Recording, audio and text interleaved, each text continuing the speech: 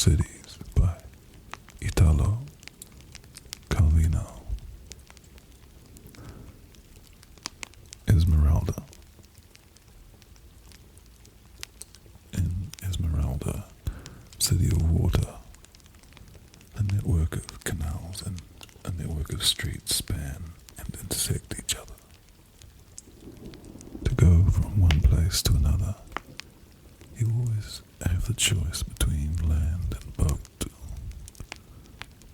And since the shortest distance between 2 points in Esmeralda is not a straight line but a zigzag that ramifies in tortuous optional routes, the ways that open to each passerby are never two, but many, and they increase further for those who alternate a stretch by boat with one on dry land.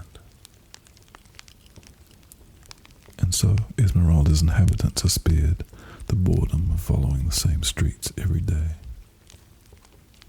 And that's not all. The network of routes is not arranged on one level, but follows instead an up and down course of steps, landings, cambered bridges, hanging streets. Combining segments of the various routes, elevated or on ground level, each inhabitant can enjoy every day the pleasure of a new itinerary to reach the same places. The most fixed and calm lives in Esmeralda are spent without any repetition. Secret and adventurous lives, here as elsewhere, are subject to greater restrictions.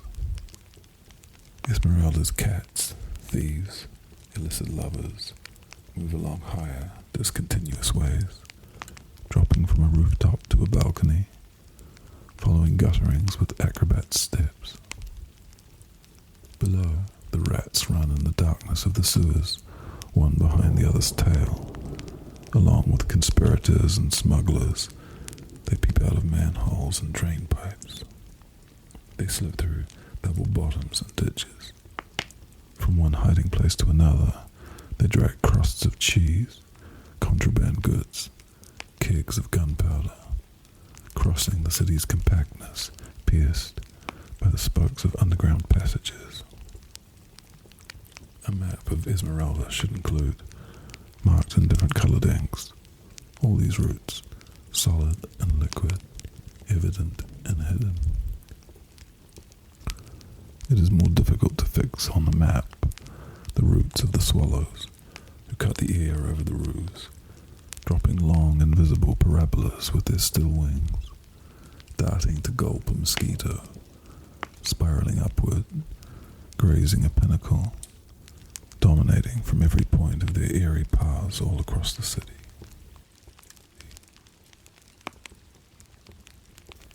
Hypatia.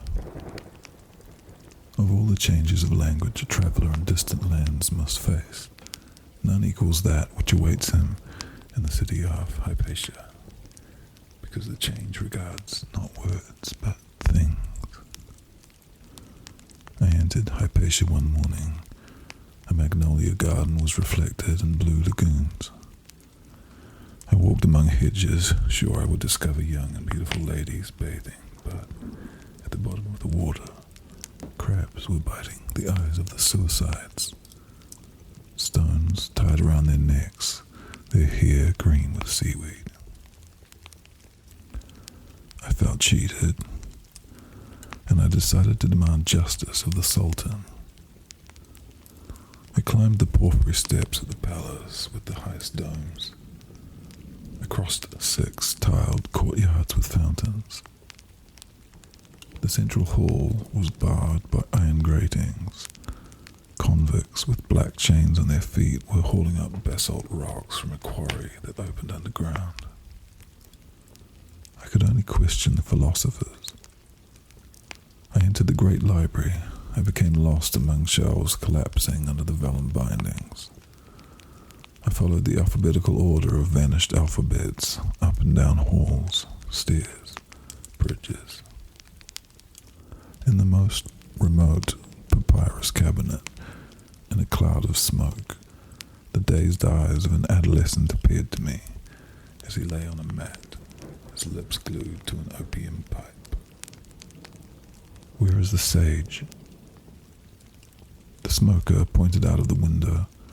It was a garden with children's games, 9-pins, a swing, a top. The philosopher was seated on the lawn. He said, "Signs form a language, but not the one you think you know."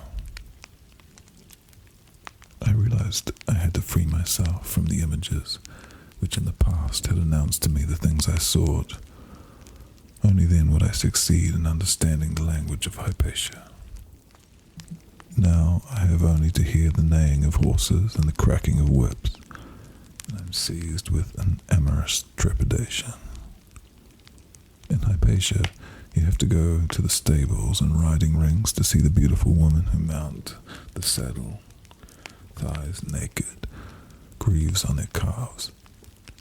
And as soon as a young foreigner approaches, they fling him on the piles of hay or sawdust and press their firm nipples against him. And when my spirit wants no stimulus or nourishment save music, I know it is to be sought in the cemeteries. The musicians hide in the tombs. From grave to grave, flute trills, harp chords answer one another. True. Also in Hypatia, the day will come when my only desire will be to leave. I know I must not go down to the harbour then, but climb the citadel's highest pinnacle and wait for a ship to go by up there. But will it ever go by? There is no language without deceit.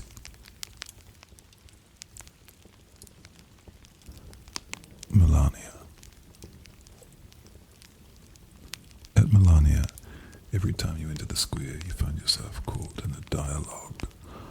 The braggart soldier and the parasite coming from a door meet the young wastrel and the prostitute, or else the miserly father from his threshold utters his final warnings to the amorous daughter and is interrupted by the foolish servant who is taking a note to the procuress.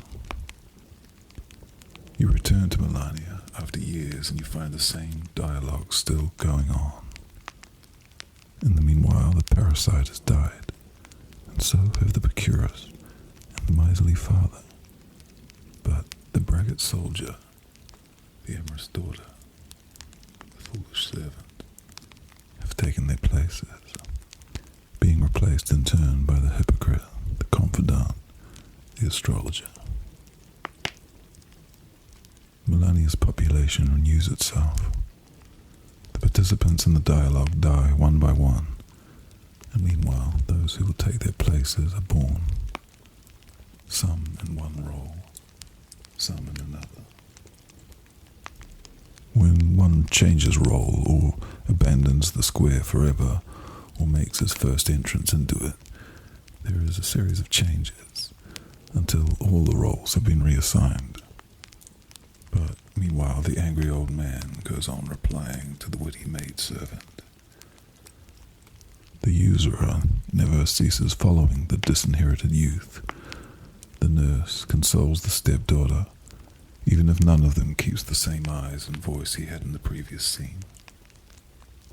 At times it may happen that a sole person will simultaneously take on two or more roles: tyrant, benefactor, messenger. Or one role may be doubled, multiplied, assigned to 100, 1,000 inhabitants of Melania. 3,000 for the hypocrite, 30,000 for the sponger, 100,000 king's sons fallen in low estate and awaiting recognition. As time passes, the roles too are no longer exactly the same as before. Certainly, the action they carry forward, though, intrigues and surprises, leads towards some final denouement, which it continues to approach even when the plot seems to thicken more and more, and the obstacles increase. If you look into the square in successive moments, you hear how from act to act the dialogue changes, even if the lives of Melania's inhabitants are too short for them to realize it.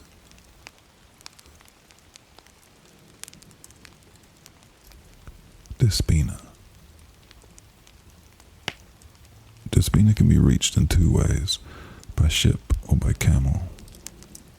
The city displays one face to the traveller arriving over land, and a different one to him who arrives by sea. When the camel driver sees, at the horizon of the tableland, the pinnacles of skyscrapers come into view, the radar antennae, the white and red windsocks flapping, the chimneys belching smoke, he thinks of a ship. He knows it's a city, but he thinks of it as a vessel that will take him away from the desert. A windjammer about to cast off, with the breeze already swelling the sails, not yet unfurled, or a steamboat with its boiler vibrating in the iron keel. And he thinks of all the ports, the foreign merchandise the cranes unload on the docks, taverns where crews of different flags break bottles over one another's heads, the lighted ground floor windows, each with a woman combing her hair.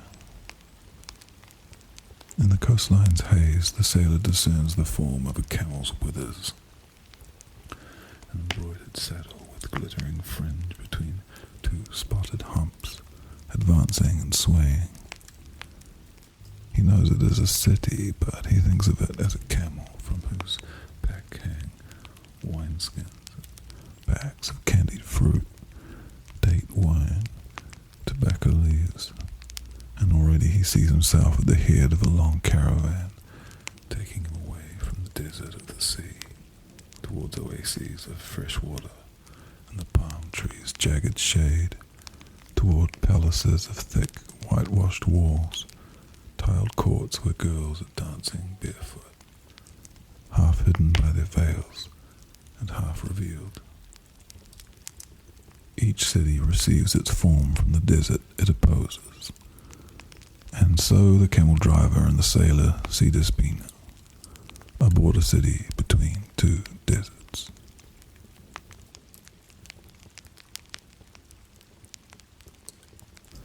Beersheba.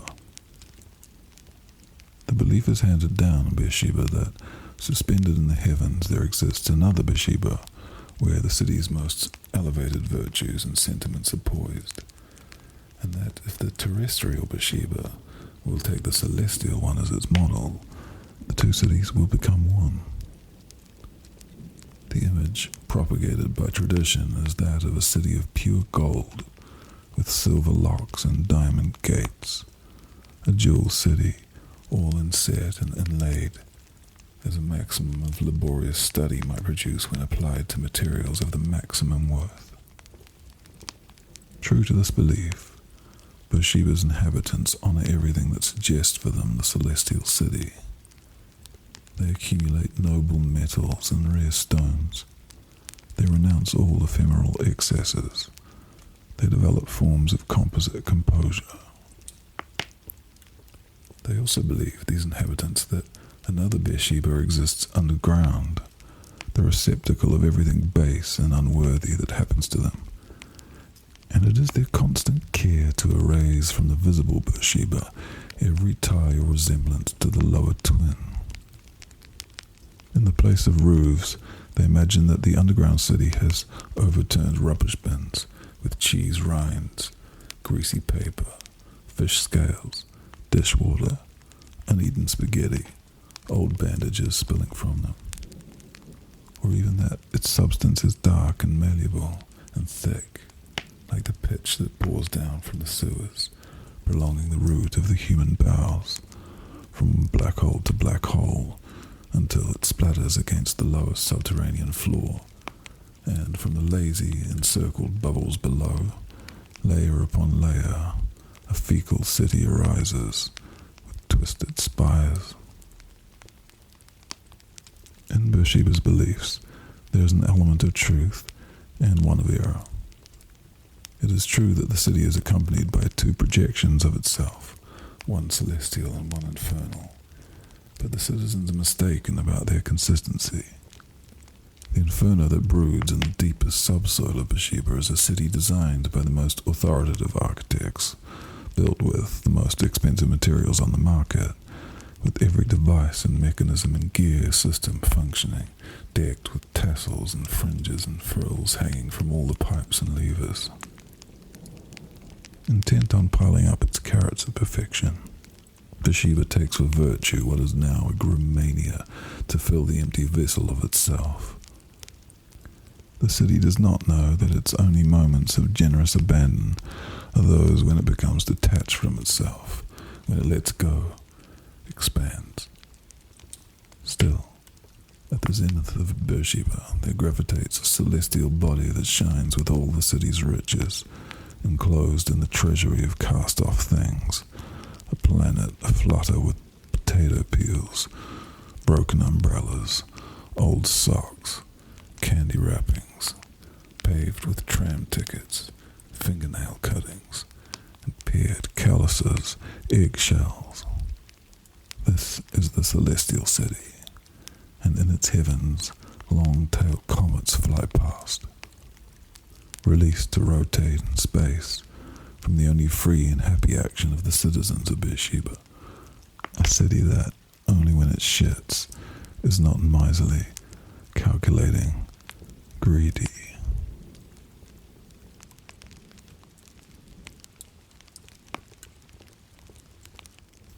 Tamara.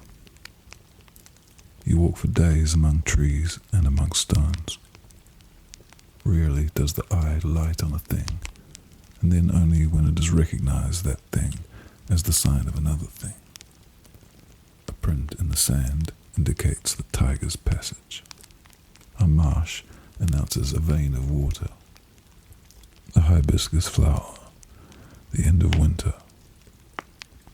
All the rest is silent and interchangeable.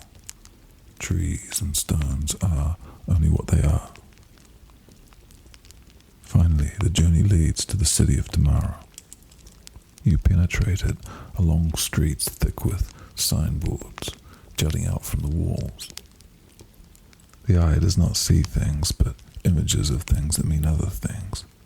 Pincers point out the tooth drawer's house, a tankard, the tavern, halberds, the barracks, scales, the grocer's.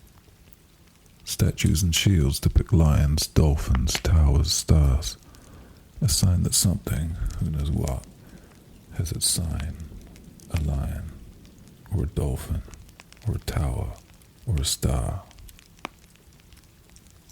Other signals warn of what is forbidden in a given place: to enter the alley with wagons, to urinate behind the kiosk, to fish with your pole from the bridge.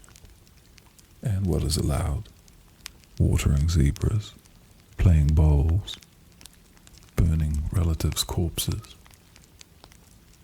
From the doors of the temples, the god statues are seen, each portrayed with his attributes: the cornucopia, the hourglass, the Medusa, so that the worshipper can recognize them and address his prayers correctly. If a building has no signboard or figure, its very form and the position it occupies in the city's order suffice to indicate its function. The palace, the prison, the mint, the Pythagorean school, the brothel. The wares, too, which the vendors display on their stalls are valuable, not in themselves, but as signs of other things. The embroidered headband stands for elegance. The gilded palanquin, power. The volumes of Averroes, learning. The ankle bracelet, voluptuousness. Your gaze scans the streets as if they were written pages. The city says everything you must think, makes you repeat her discourse. And while you believe you are visiting Tamara, you are only recording the names with which she defines herself and all of her parts. However the city may really be, beneath this thick coating of signs, whatever it may contain or conceal, you leave Tamara without having discovered it. Outside, the land stretches, empty to the horizon. The sky opens, with speeding clouds. In the shape that chance and wind give the clouds, you are already intent on recognizing figures. A sailing ship, a hand, an elephant.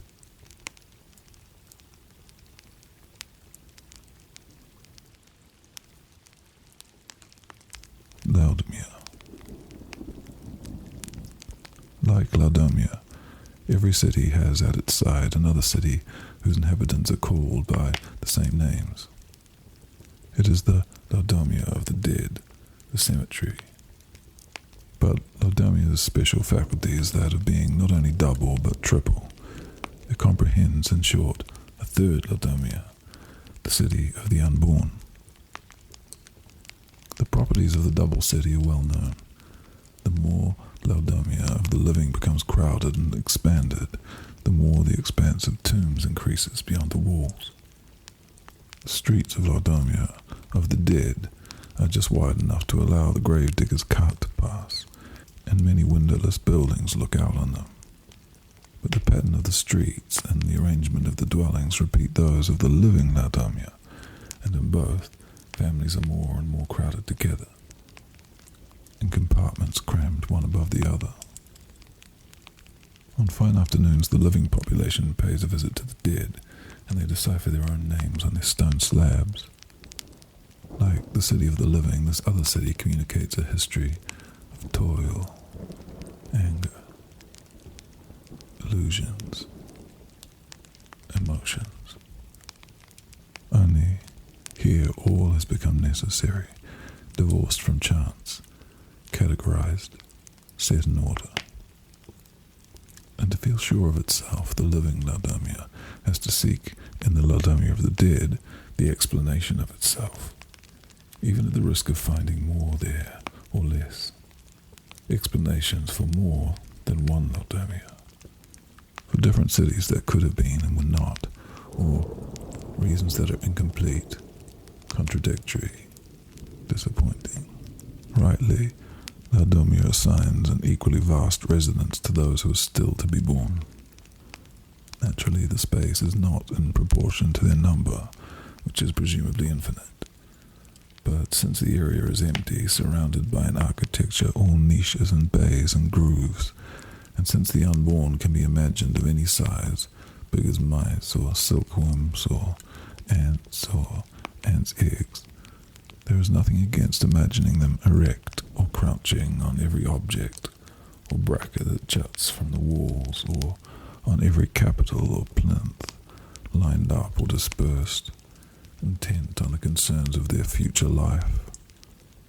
And so you can contemplate, in a marble vein, all Laodamia of 100 or 1,000 years hence, crowded with multitudes in clothing never seen before, all in eggplant-colored barricans, for example, or with turkey feathers on their turbans. And you could recognize your own descendants and those of other families, friendly or hostile, of debtors and creditors, continuing their affairs, revenges, marrying for love or money.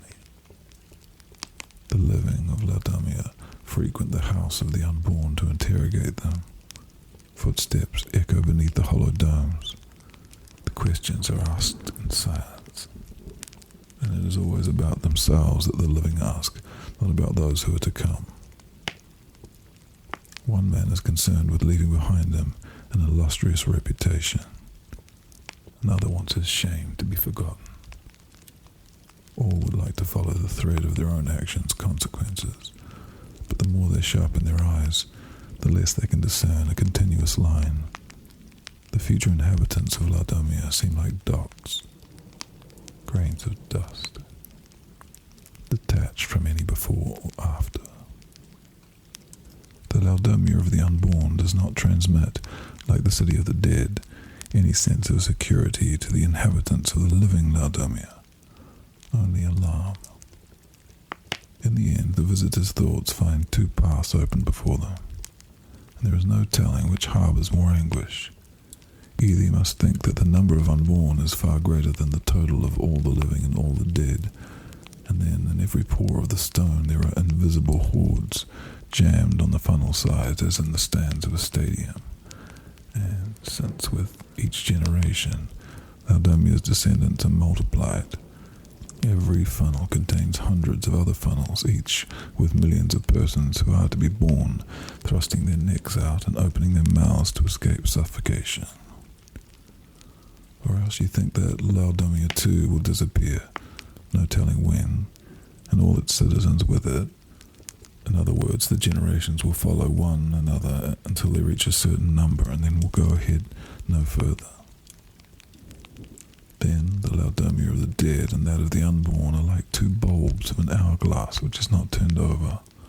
Each passage between birth and death is a grain of sand that passes the neck. And there will be a last inhabitant of Laodamia born, a last grain to fall, which is now at the top of the pile, waiting.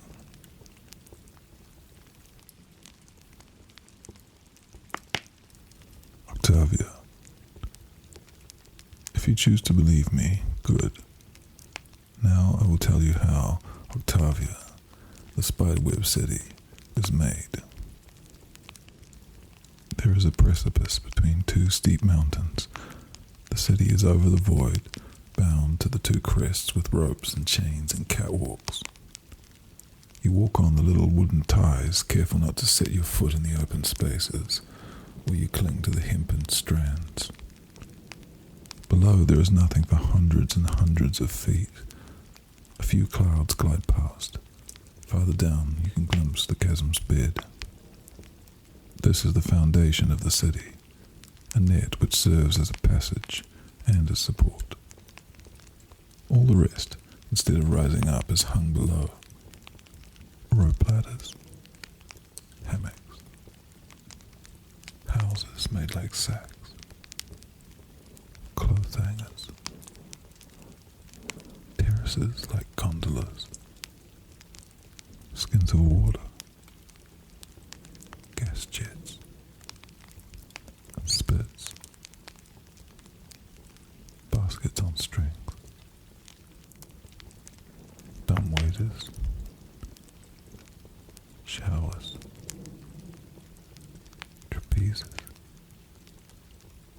and rings for children's games,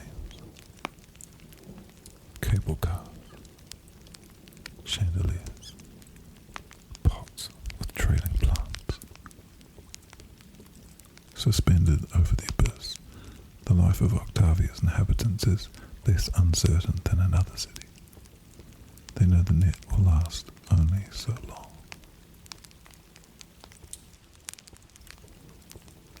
Anastasia. At the end of 3 days, moving southward, you come upon Anastasia, a city with concentric canals watering it, and kites flying over it.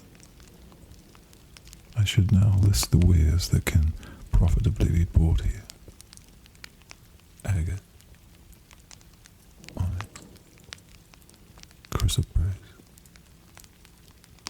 and other varieties of chalcedony.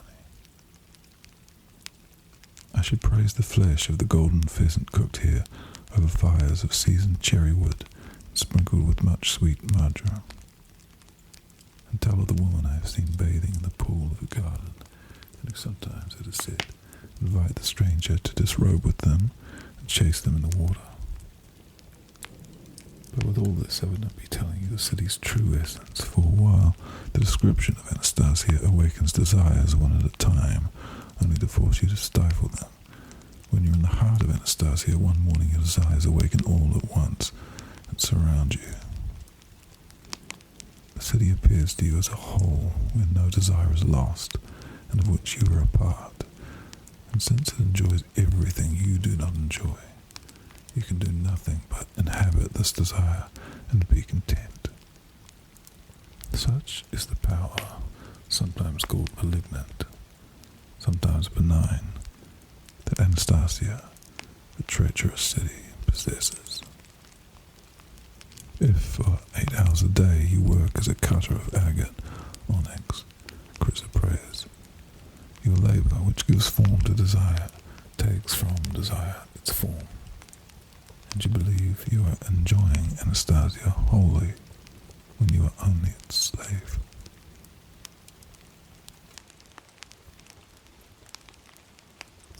The city of Zavonia is made up of two half-cities. In one, there is the great roller coaster with its steep humps, the carousel with its chain spokes, the Ferris wheel of spinning cages, the death ride with crouching motorcyclists, the big top with a clump of trapezes hanging in the middle. The other half of the city is of stone and marble and cement, with the bank, the factories, the palaces, the slaughterhouse, school, and all the rest. One of the half-cities is permanent, the other temporary, and when the period of its sojourn is over, they uproot it, dismantle it, take it off, transplanting it to the vacant lots of another half-city. And so every year the day comes when the workmen remove the marble pediments, lower the stone walls, the cement pylons, take down the ministry, the monument, the docks, the petroleum refinery, the hospital, and they load them onto trailers to follow from stand to stand their annual itinerary. Here remains the half Zavonia of the shooting galleries and the carousels, the shout suspended from the cart of the headlong roller coaster, and it begins to count the months, the days it must wait before the caravan returns and a complete life can begin again.